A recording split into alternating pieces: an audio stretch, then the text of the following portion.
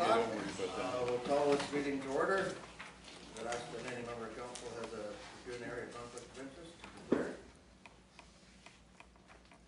Item 3 on the agenda was mentioned at our last meeting that we are to discuss the ad hoc food advisory committee report today. Councillor Monstein. Yeah, I'm going to move that we accept the recommendations. Accept the 6 recommendations that are on the agenda. Councillor Russell. Been moved and seconded. What do we do with any? Councillor Russell. Friendly amendment to, I think just passing it is one thing.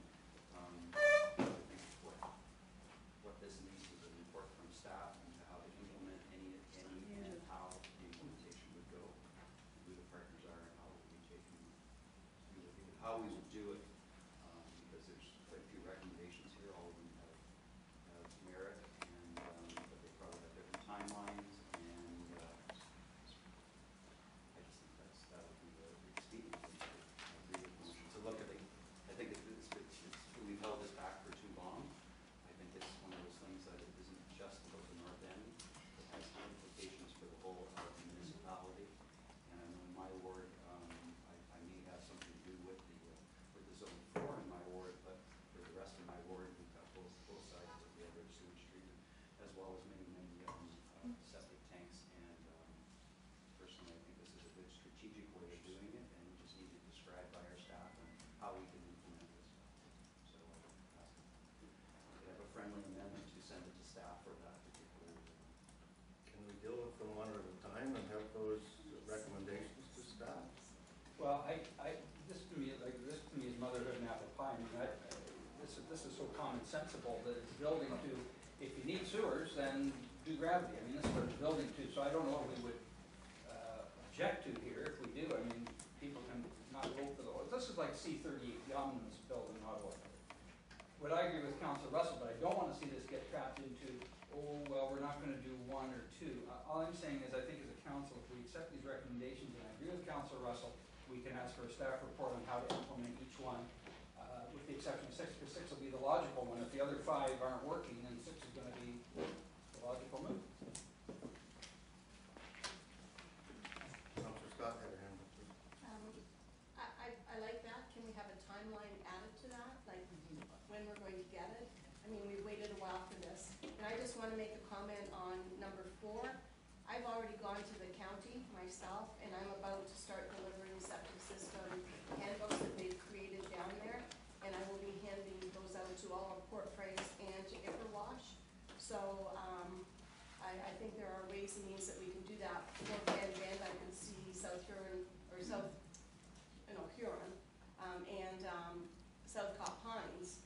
If they were given to the units there, the clubhouses, to the board there, they could probably distribute them, but I don't have a lot of that in the Port Franks area. So that's what I'm going to do to start educating my people. I feel that it's a move that's strategic, and if you don't start with basic, then you really can't go too far in asking complicated stuff because you haven't started at the beginning.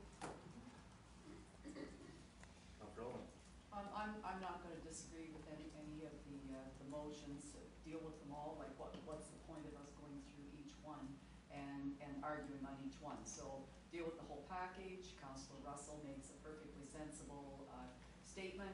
Ask for a staff report on the implications, because there are some issues here, and I think we need, when we do get these staff reports, we need to look at who pays. Who pays for all of this? Because so far, all of this work has been on the backs of the sewer system users. So now we're moving into something else. So who pays? How are we going to pay for it? That will likely be part of the implementation plan. And we're talking just zone 3 and 4 here. Well, this is a whole municipality. It's the municipality of Lambton Shores. There is the West Bazanquet master plan and issues out along West Bazanquet. So where are we going to go with that going forward? I'd like, hopefully the minutes will reflect this. And finally, it's just my own personal opinion. and which I'm not going to bother with motions or anything like that. I see all of this as very interim, and the only, in my mind, the only common sense and justifiable thing to do is to move forward with the EAs for this Zone 3 and Zone 4, complete them so that we are ready in the future, whether it's 20 years down the road or 15 years down the road, for the any possible government funding that may come along. We know it's not coming in the next 2 or 3 years. That would be for future councils to deal with. That's my personal opinion, but that's fine. I see it as interim, but I'd certainly like us to see who pays, what are we doing for the whole municipality. That's an end of my sermon. This Pepsi is working. It's Tums, actually. Okay. Any other comments? Do we know what the friendly amendment is that we accept these, we're accepting these 6 recommendations with a staff report, and Councillor Russell's asking for a staff report on each of them? Whole total. On the totality, and I think, I can't speak. Did we add a date to it? Need a timeline. Well, as the mover, it just along those lines, I think what I'd like to see is that the 4 of us who are on the ad hoc committee work with staff on these, because the politics of this is very much part of the logistics of it as well. And I think we learned a lot on that committee, so I think as they're preparing these reports, we've already got one, 6, it's called the master plan, but as we're preparing these other 5 and we started 3, I think it would be helpful if 4 of us are agreed that we work with staff on this before it comes back to council to minimize unnecessary discussion. I think we can hit some of the pitfalls that we learned through that process as they prepare this. Deputy Mayor Day? Maybe a reasonable time frame is that it's done in advance of the working groups or the meetings coming back before the 31st of August, so that we have clarity what we can do next steps. Is that Ask the staff. This is major stuff. Yeah. Take time. this goes through to a lot of this is to do with the county. The inspection program that is there, developed through the county. We have to identify who pays for that. Just the first one, the rest are all up to us. We'll try for the first meeting in July. Okay. Sounds round to it? Yes, and when we do it though, it will be nice to incorporate any of these ideas and with keep in mind Council Women's Board as well, and for the whole of Mountain Shores, because we're just gonna start falling behind and catch up all the time. So it's a good opportunity to catch up ahead. Should we reread the omnibus motion? That's the motion. It's to accept all 6, have a report back from by July. That's ambitious. No. I think it was a little. I think it's a so little too. ambitious. I I think don't it's huge. see that we can have that done. That's, I admire your enthusiasm. want it good or you want it fast? I don't know, try and let us know how they're doing, and if that doesn't work, they can bring it back and tell us. The holidays coming. This